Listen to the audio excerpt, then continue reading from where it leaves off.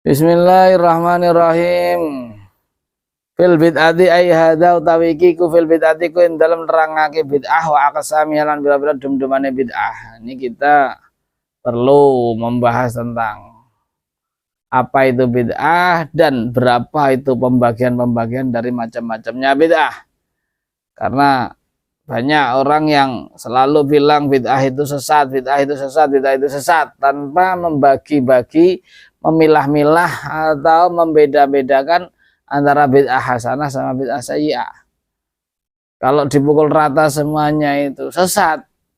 Sekarang ini kan banyak hal-hal yang baru yang pada zaman Rasulullah itu tidak ada kan gitu.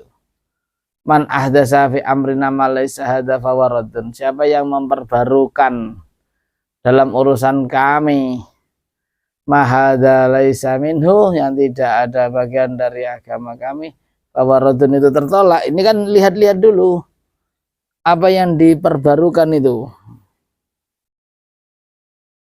Kullu bid'atin dalalah wa kullu dalalatin finnar, itu kan. Soal ila kam maring piro tangkosimu dadi kebagi apa al bid'atu bid'ah.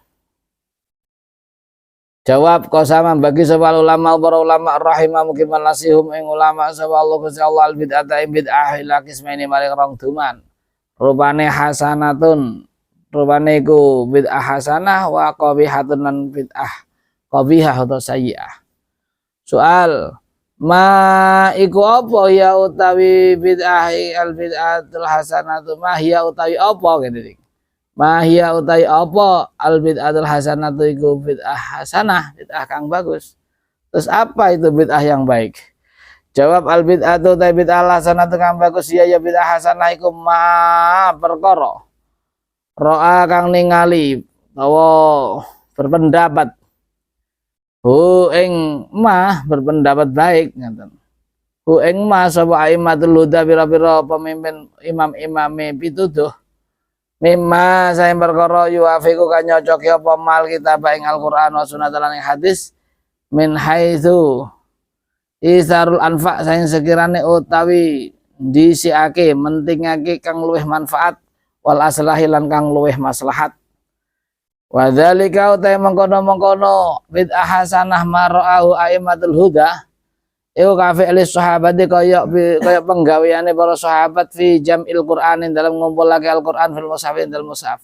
Dulu Al-Qur'an itu tercerai-berai, perenco-perenco dewe-dewe, berserakan di satu kertas, sendiri-sendiri. Artinya satunya neng kertas lulang, satunya neng tembok, satunya neng papan kayu, ngoten-ngoten niku. Akhirnya ada sebagian tindakan dari para sahabat untuk menyelamatkan Al-Qur'an tersebut dari terselamatkan dari yang namanya nanti punah atau hilang, sehingga ada kesepakatan dari zamannya para sahabat untuk dikumpulkan dalam satu mushaf. Itu salah satunya. Wajam inna selan ngumpulake menungso li sholati tarawih maring salat tarawih. Gitu pula pada zaman sahabat Umar terjadi mengumpulkan manusia, mengumpulkan masyarakat menjadi satu dalam satu sholat, dalam sholat tarawih. Padahal dulunya sebelumnya sholat tarawih sendiri-sendiri oleh zaman Rasulullah, karena saking khawatirnya Rasulullah nanti diwajibkan, khawatir saya nanti sholat tarawih ini diwajibkan, maka beliau kadang keluar untuk melaksanakan sholat tarawih di hadapan para sahabat, kadang tidak keluar untuk menghindari persangkaan bahwa itu adalah satu kewajiban. Lalu pada zaman para sahabat, ketika sudah banyak para sahabat yang mengerjakan, terus kelihatan kayak seperti tidak ada keserasian, tidak ada kebersamaan, akhirnya Sayyidina Umar menunjuk salah satu sahabat yang ahli dalam membaca Al-Quran untuk memimpin sholat tarawih, sehingga beliau menyatakan ni'matul bid'atu hadhihi, sebaik-baik bid'ah adalah ini, yaitu jamaah sholat tarawih. Beliau sendiri yang menyampaikan gitu. Wal adzani lan kaya adzan al awali yang pertama yaumal Jumat dan dina Jumat. Dulu sebelumnya adzan itu satu kali Jumat itu. Lalu pada zaman sahabat Sayyidina Utsman, karena masyarakat sudah banyak sehingga ketika dilaksanakan adzan ada sebagian dari sahabat yang masih aktivitas di pasar, aktivitas di luar yang belum datang ke tempat Jum'ah, tempat sholat, pelaksanaan sholat Jum'ah. Akhirnya diadakanlah adzan pertama agar supaya orang ngumpul, sudah ngumpul semua, adzan lagi untuk pelaksanaan sholat. Yang dikatakan bahwa yang satunya adzan di depan pintu masjid, yang satunya di dalam.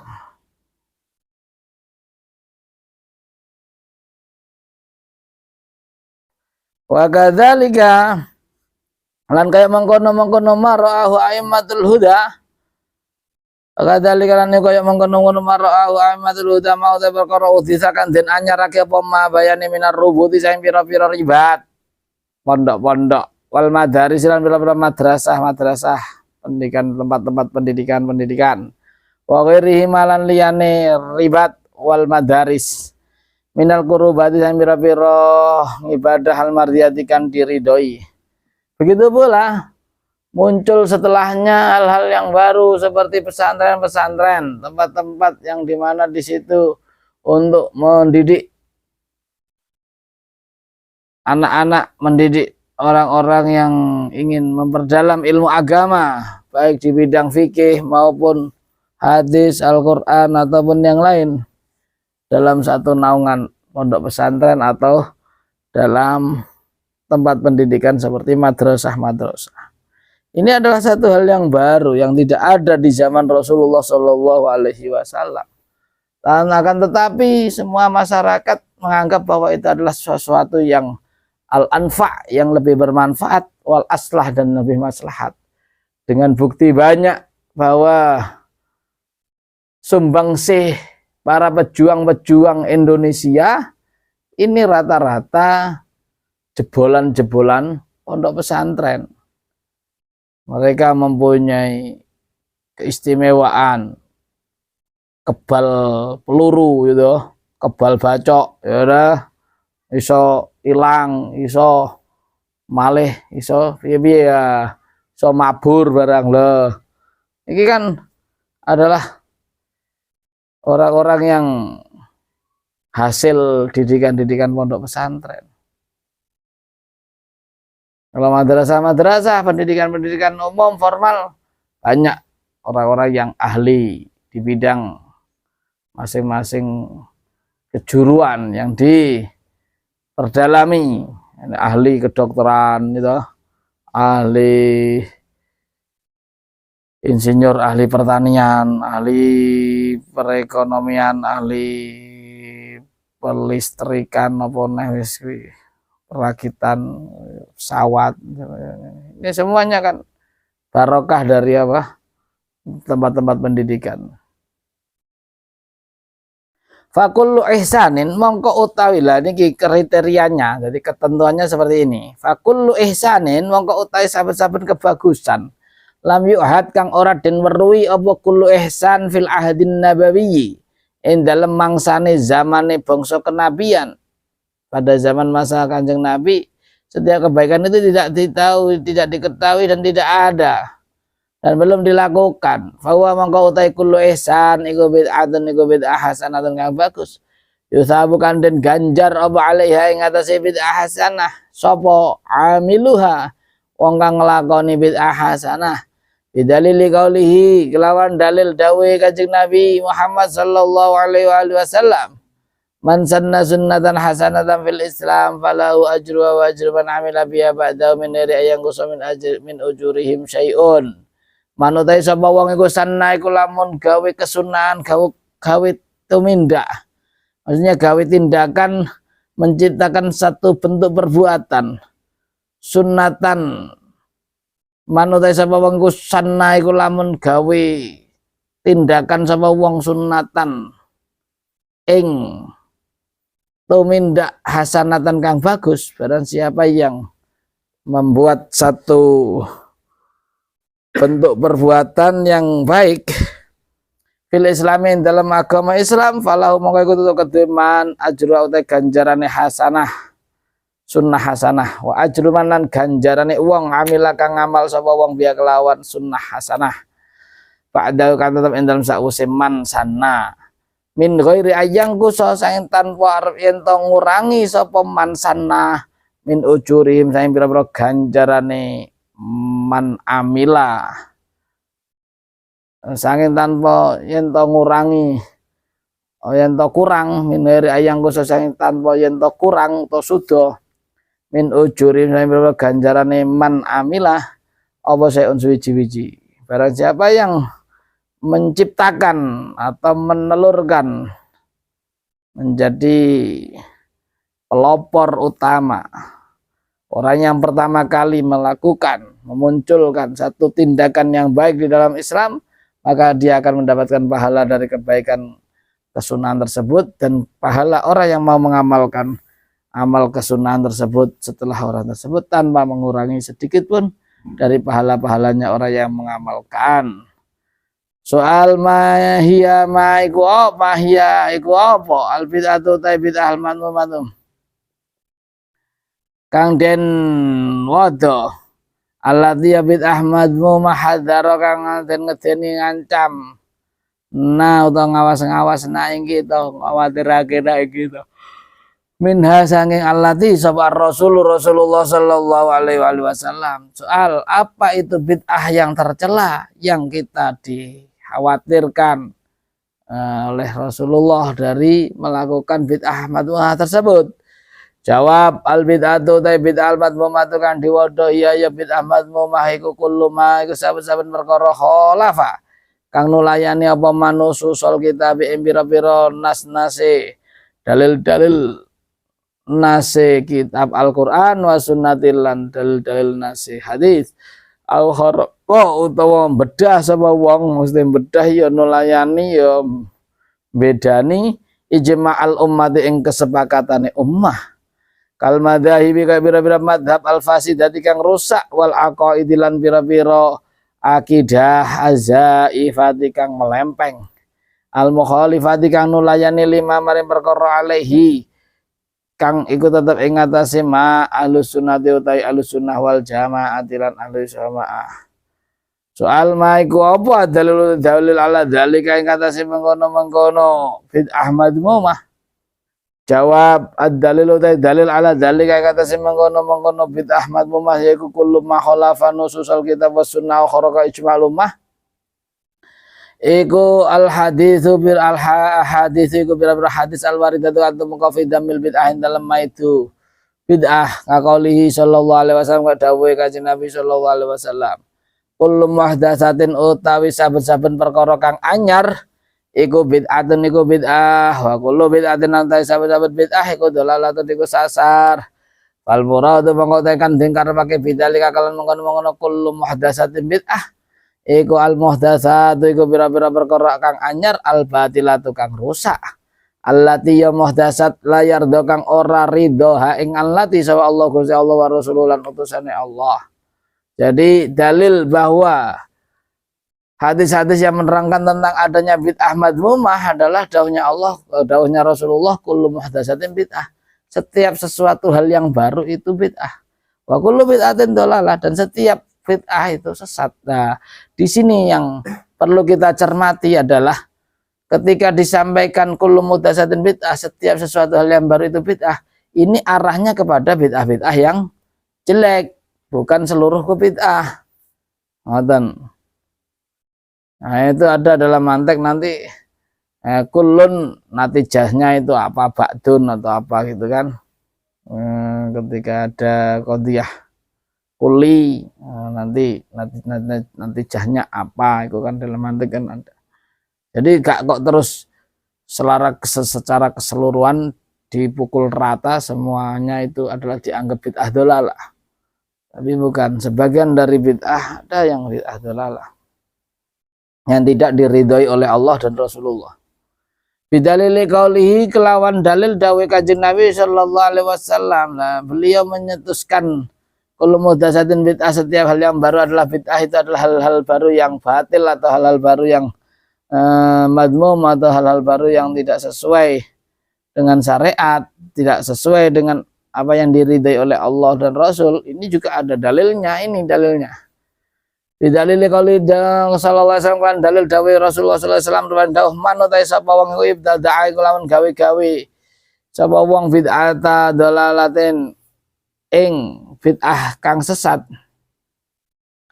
la turdi kang ora ridho, kang orang ridho ake apa bid'ah, orang ridho ake Allah yang Gusti Allah wa Rasulullah lan ing utusane Allah, karena mongko ana alaiku tetep ing ngatasé melarat ing ngatasé wong apa mislu athami man sepadane pira-pira dosa-dosane wong amila kang ngamal sapa wong biha kelawan bid'ah. Niku. Maka orang yang melakukan memunculkan satu bid'ah yang sesat yang tidak diridhai oleh Allah, maka dia akan mendapatkan dosa sebagaimana dosanya orang yang mengamalkan bid'ah tersebut. Layang gosu kang ora sudo min auzari pira-pira dosane man amila apa sayon suci tanpa mengurangi dosanya orang-orang yang mengamalkan bid'ah dalalah tersebut. Wa qalilan dawe Kanjeng Nabi sallallahu alaihi wasallam man ahdasa utman utai sapa wong ku ahdasa lamun gawe anyar sapa wong fi amrina dalam urusan ingsun, ada kang iki tegese urusan agama, ma ing perkara laisa ora napa maminhu iku setengah saking amrina, bahwa mengkau taima iku radun iku ketolak. Itu dalilnya. Dan itu sudah cukup bisa dibuat kekuatan bukti bahwa di situ ada bid'ah hasanah, ada bid'ah sayyi'ah. Nah, untuk kelanjutannya ya diteruskan besok lagi, wallahu a'lam.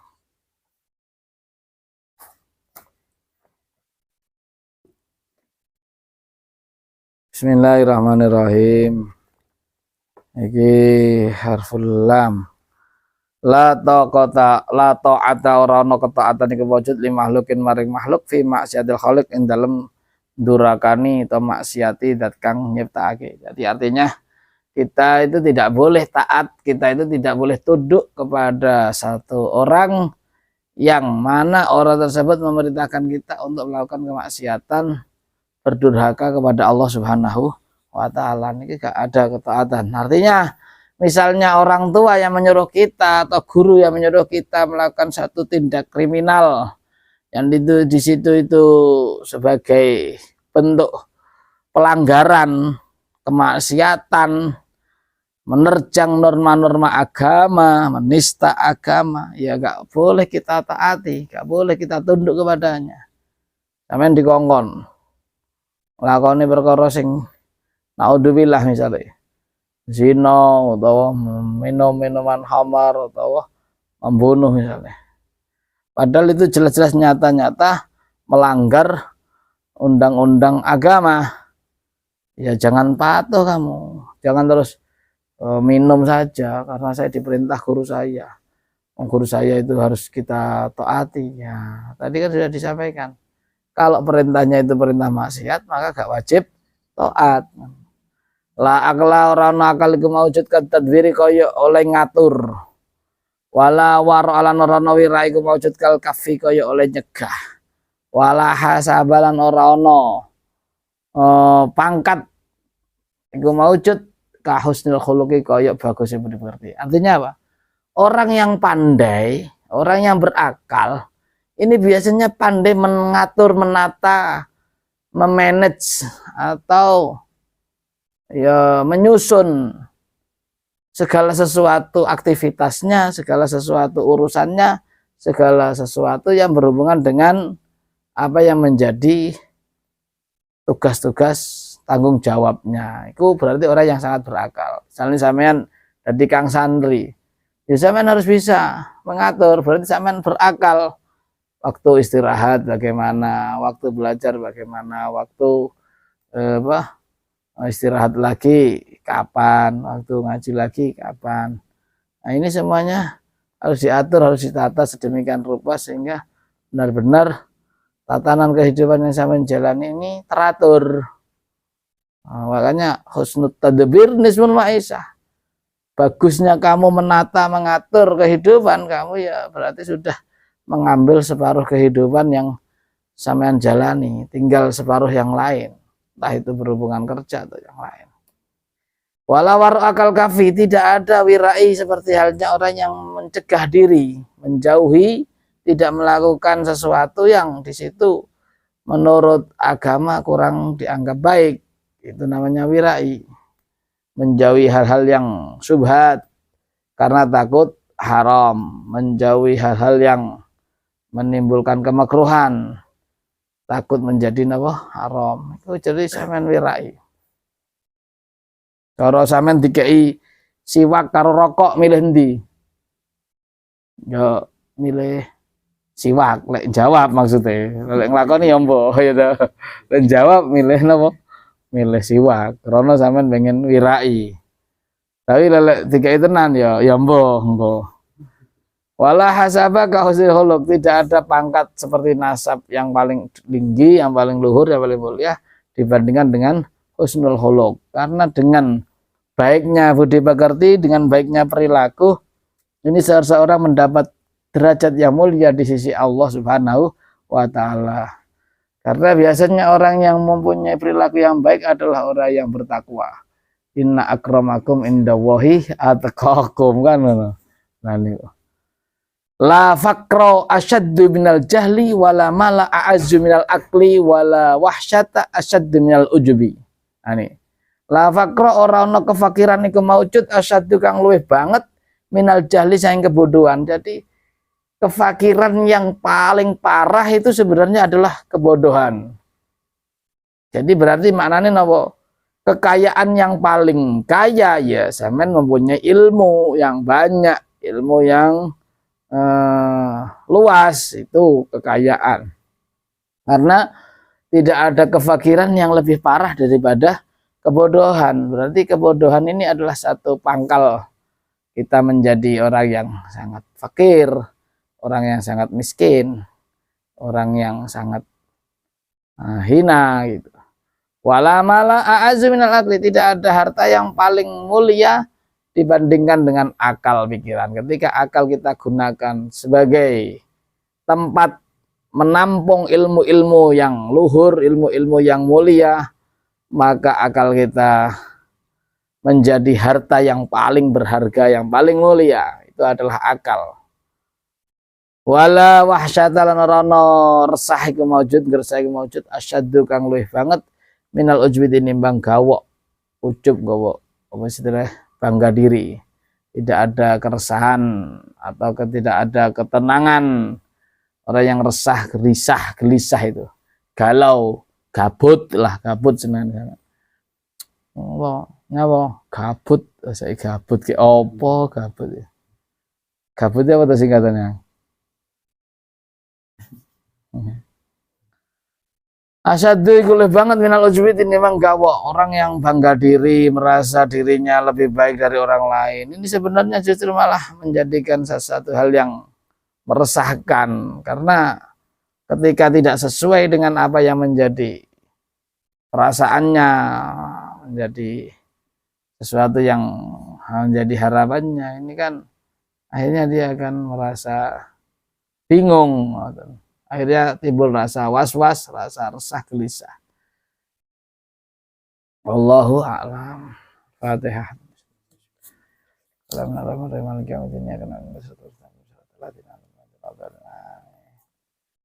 Assalamualaikum warahmatullahi wabarakatuh.